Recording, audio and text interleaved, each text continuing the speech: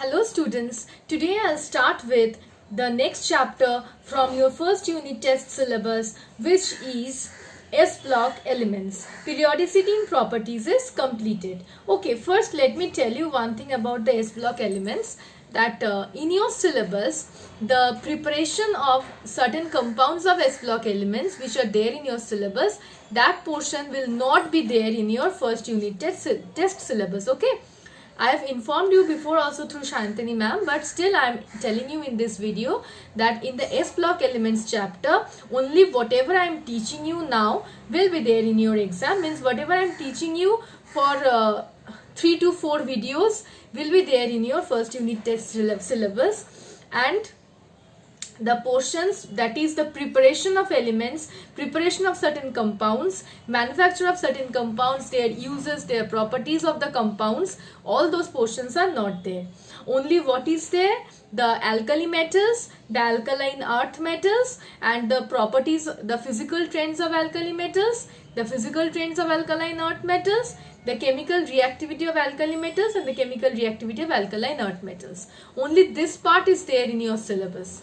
Whatever I will teach you in the 4 videos which I will give you before the exam, only those 4 videos will be there in your syllabus. Means the parts taught in those 4 videos will be there in your first unit test syllabus.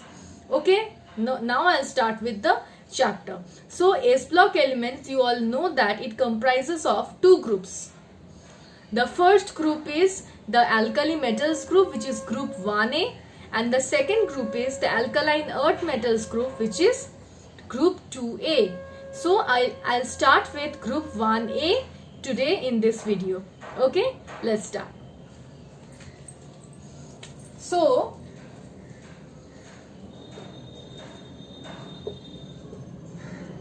group 1A. Group 1A metals are known as the alkali metals.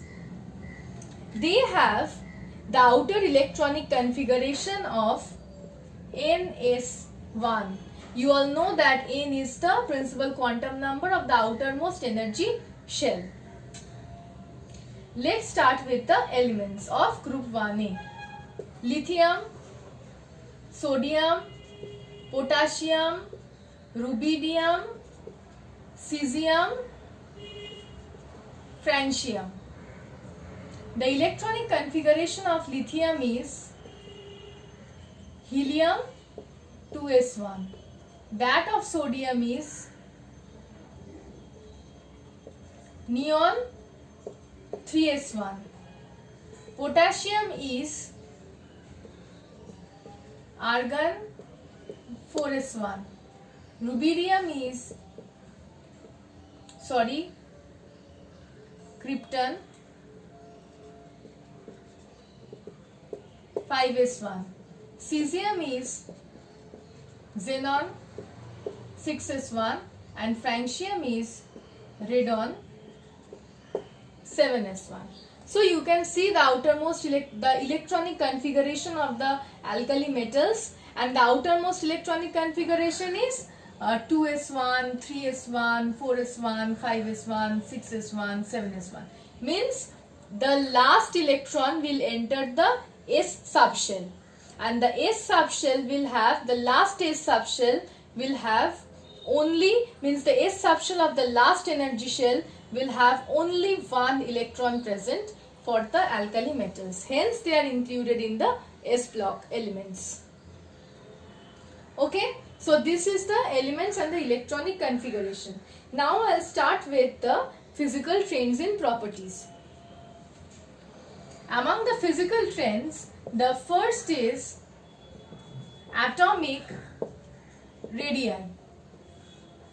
Okay, the first is atomic radii. We all know that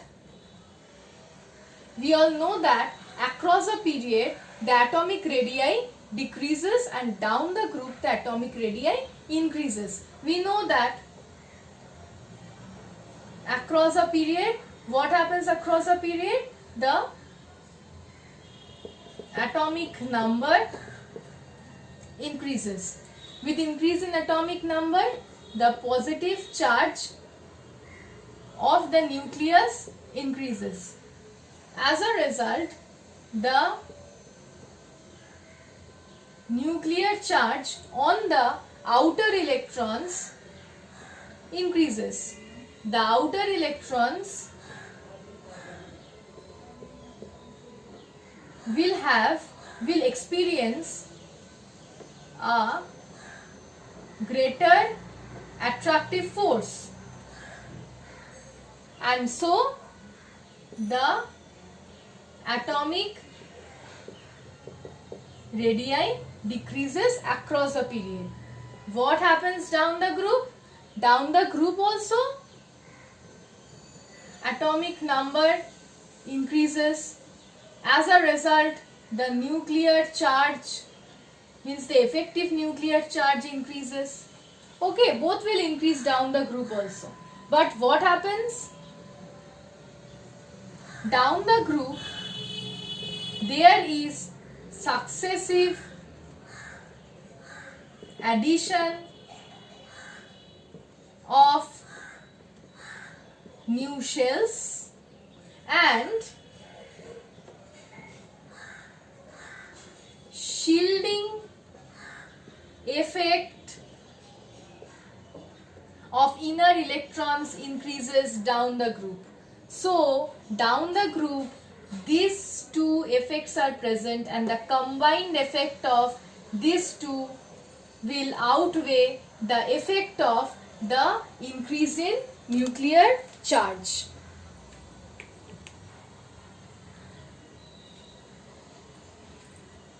Okay? The combined effect of these two factors will outweigh the increase in nuclear charge factor.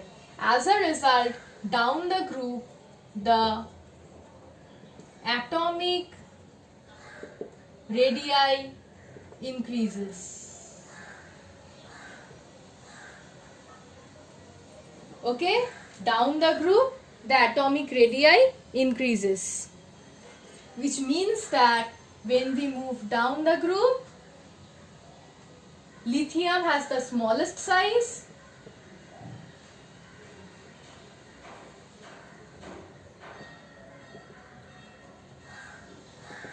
and francium has the highest atomic radius. Okay? So this is about atomic radii. Now I'll come to the next point, which is the ionic radii.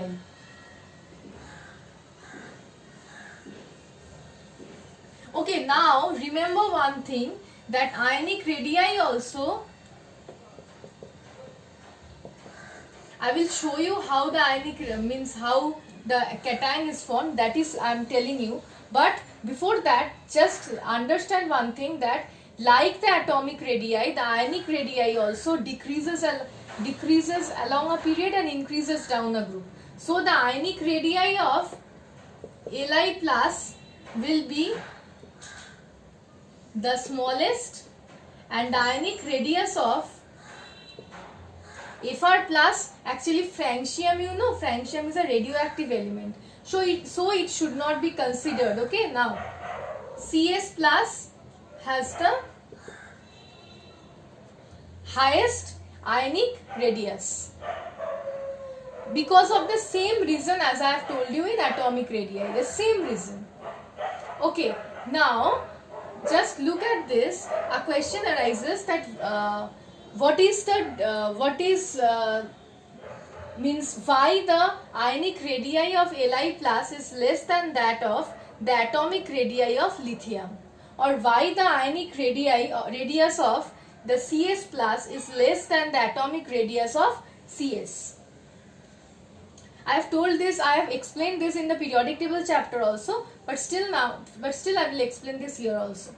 Just look at the outer electronic configuration of the alkali metals. They have only one electron in the s orbital. Now if this electron is removed, they will attain the stable electronic configuration of the previous noble gas. So they will attain stability. So what they do? They easily remove that one electron to form the M plus cation. So all of this will form the M plus cation. Okay. Now, since if they are removing one electron, they will get the stable electronic configuration of the noble gas. So they will never lose another electron, because if they lose the other electron, they will lose their stability. So they will never lose two electron to form M2 plus. They will never do this. So they will form M plus, means they are univalent. They will form univalent cations. Okay. Now about the size. See, if they are losing one electron, they will lose the entire outermost shell. So losing of the outermost shell will itself reduce the size of the cation. Another point is that when the outermost, the penultimate shell, now means when they are losing one electron, the total number of electrons decreases, but the total effective nuclear charge will not decrease, because number of protons do not decrease. So the effective nuclear charge remains same. So when the total number of electrons decreases, the effective nuclear charge per electron of the outermost shell will increase. As a result, the outer electrons will be more strongly attracted by the nucleus, and therefore the size of M plus is less than the size of M. Because of number 1 point is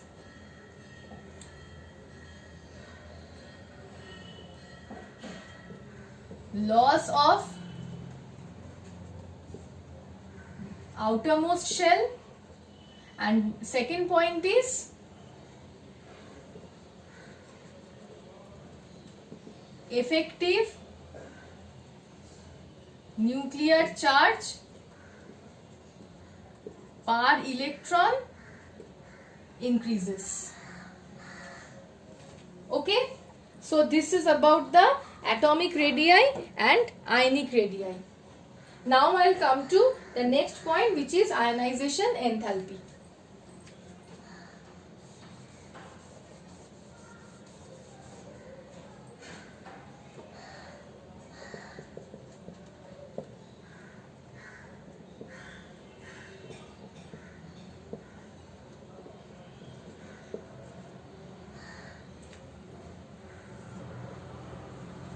Okay, see, ionization enthalpy for the alkali metals is the lowest.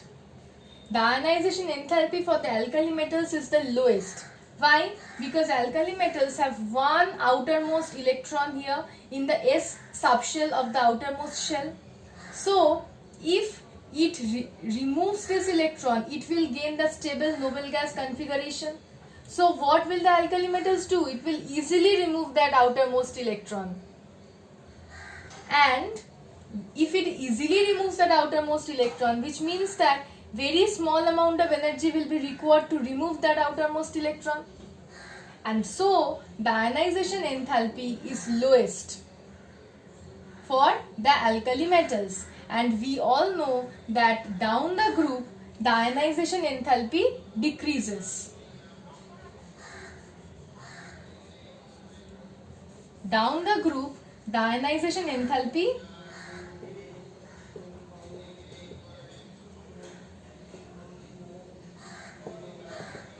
decreases. Now why? Because down the group, new shells are added, no? And when new shells are added, the outermost shell means as, just think of lithium. Lithium has two shells.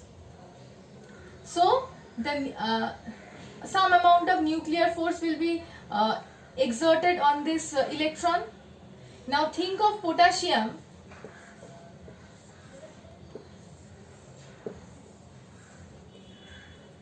It has so many shells. So the outermost electron is far away from the nucleus. So the nuclear force of attraction on this outermost electron is much less as compared to lithium. So the outermost electron is not as tightly bound by the nucleus as for lithium. So it will be easily removed, and very much less amount of energy will be required to remove this as compared to that of lithium. So it has the low ionization enthalpy, and lithium has high ionization enthalpy. Okay?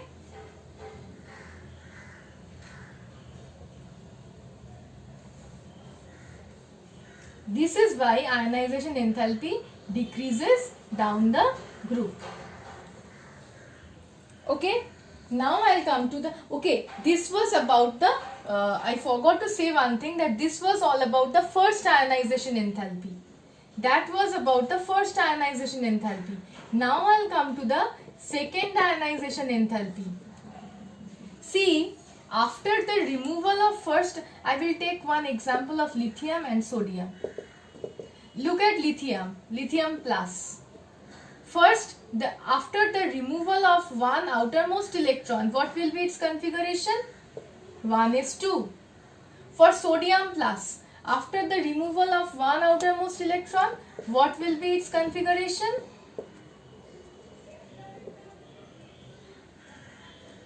Now look at this, that in lithium plus also and in sodium plus also, the outermost electronic configuration is very stable, because all the subshells are completely filled. The S subshell is completely filled for lithium plus, the S and the P subshells are completely filled for the sodium plus. So they will not at all remove the second electron, not at all. So removal of second electron to form Na2 plus is not at all feasible. Because why will it lose its stability? It has just gained its stability by losing one electron. Why will it lose its stability again? So it will not at all remove another electron to form Na2 plus. So if electron has to be forcibly removed from Na plus, then huge amounts of energy has to be provided. As a result, the second ionization enthalpy of the alkali metals is exceptionally high.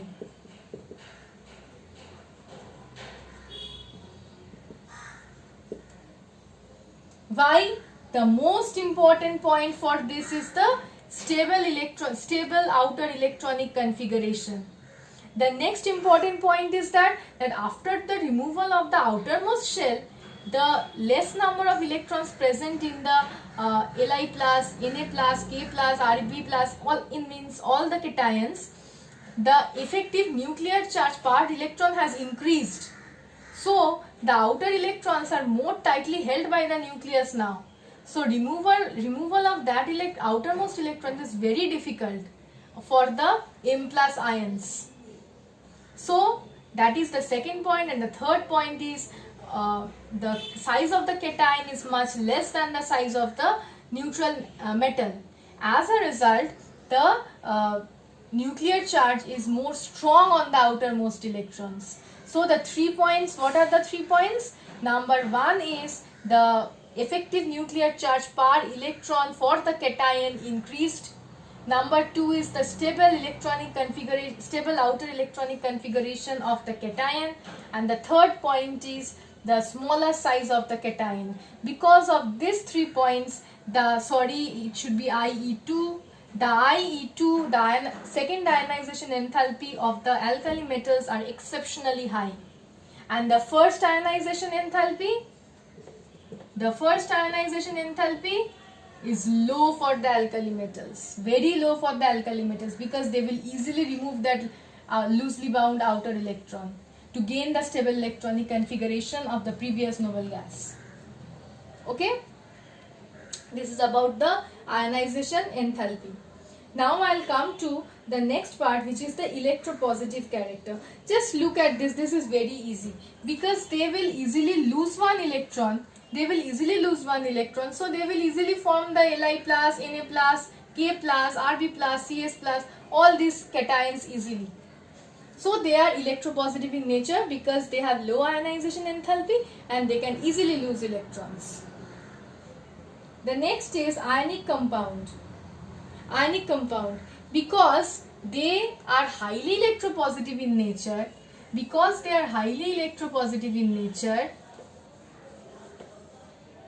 look at sodium. Sodium has outermost electron like this. It is highly electropositive in nature, so it will easily react with highly electronegative ions like halogens.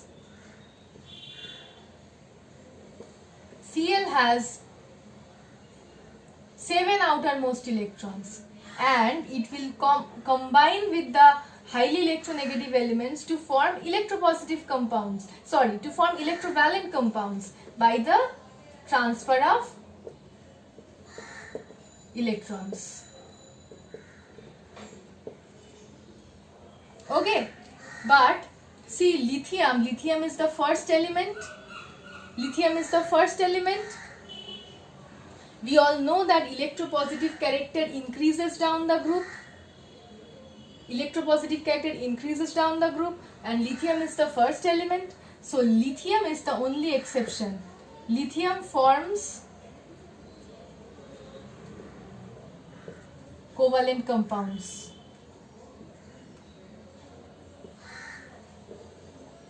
It is the exception here. Only lithium, but the others will normally form ionic compounds. The next point here is photoelectric effect.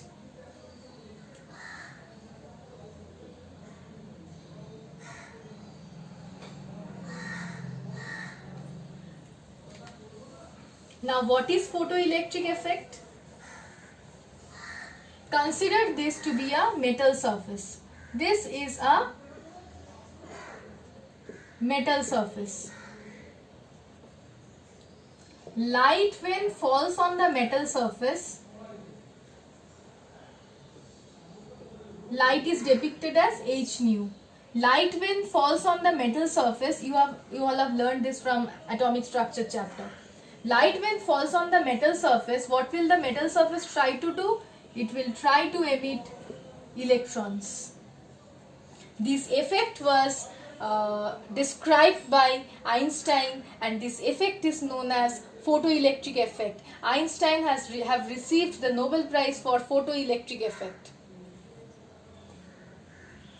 Okay, so photoelectric effect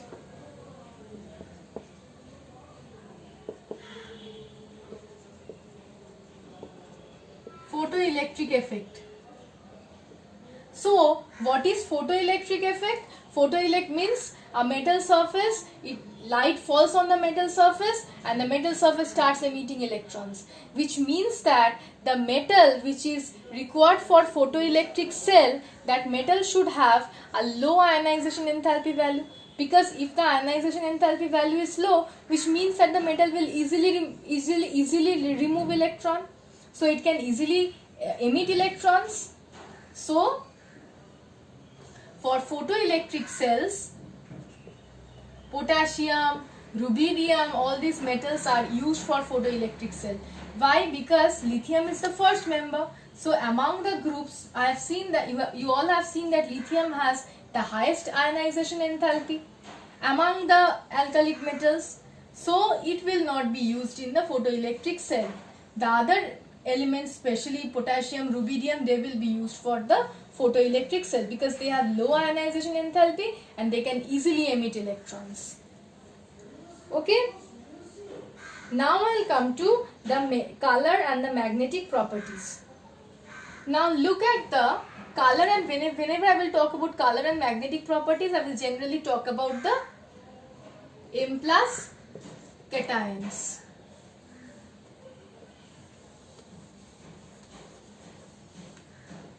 Look at the M plus cations. The M plus cations will either have an electronic configuration of 2s2 or will have the outer electronic configuration 1s2, or will have 2s2, 2p6, 3s2, 3p6, like this. So they are all paired, means the electrons are all paired. So when the electrons are paired, there is no chance of presence of unpaired electrons. So all of them are diamagnetic, all the M plus, and they are colorless. Okay. Now I'll come to a very important point, which is the flame test. All the alkali metals shows color in the flame test.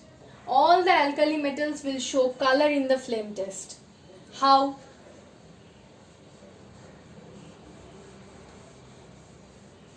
First, let me show you one chart and then I will start.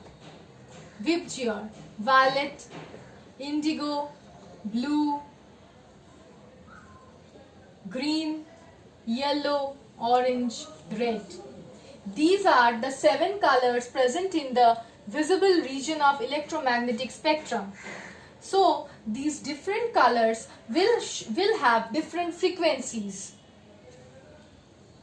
and the frequency will decrease from violet to red, which means that the violet color will have the highest frequency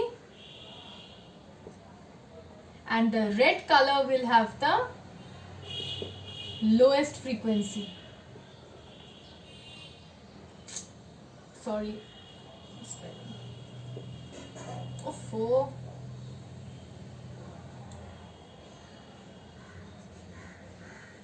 Okay. Now what happens in the flame test? This is your Bunsen burner. This is a flame like this. Okay, that's a very poor drawing, I must say. This is your Bunsen burner. This is the flame. Okay, whenever you are with the help of a platinum wire, whenever you are introducing a salt of the alkali metals or directly the alkali metals in the flame, you will see the alkali metal or the alkali metal salt will show different colors of the flame. Means it will show different colors in the flame. Why this happens? Okay, the metal, as soon as it is introduced in the flame, the electrons present in the metal will absorb the energy from the flame and they will get excited to the higher energy state. I am considering this for lithium and I am considering this for potassium. Okay, so one electron present in, the outermost electron present in lithium, what will it do? It will absorb the energy. This is the ground state of potassium and lithium, ground state.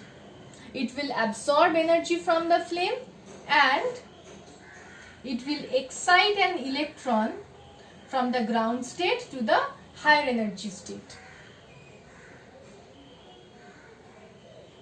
It will excite the electron. And now an electron cannot remain in the higher energy state for a longer time. What will it do? After some time, that electron will again return back to the ground state and it will emit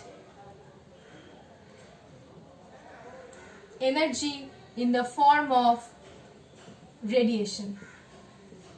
The same thing will happen here. The electron will return back, it will emit energy in the form of radiation. Now, why I have shown the excited states in a different level? Okay, what happens for lithium and sodium? Lithium and sodium have the highest ionization enthalpies of the among the group 1a elements. So, the elements with the highest ionization enthalpy will excite electron to lower excited state. Will excite electron to lower excited state. So, when they will return back to the ground state and emit a radiation, that radiation will be related to lower energy, which means lower frequency. And potassium, rubidium, cesium, they have low values of ionization enthalpy. They will excite the electron to higher energy states, and so when the electron will return back to the ground state, it will emit radiation of higher energy, which means higher frequency. Now look at the color for lower frequency: red, yellow, orange. And look at the colors for higher frequency: violet, indigo, blue. So, in the flame test, lithium shows a color of crimson. I'm not writing that there, okay? Lithium, where will I write? Okay, lithium shows a color of crimson, red. Sodium shows a color of golden, yellow. Okay? Red, orange, yellow.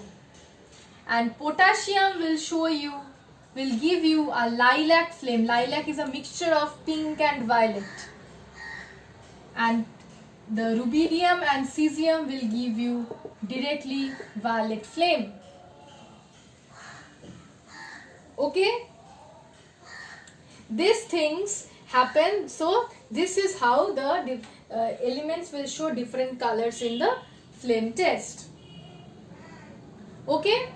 So till this I have taught in this video. In the next video I will come to the chemical properties of the alkali metals and the anomalous behavior of lithium and the diagonal relationship of lithium with magnesium. Okay? Thank you.